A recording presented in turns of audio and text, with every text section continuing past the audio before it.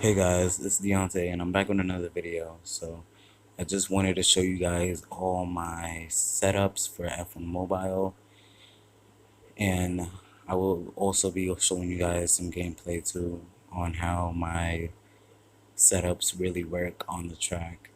But I might be a little rusty in the game though, but I hope you guys enjoy the video. Thank you a lot. Subscribe and share please. Peace. Clap.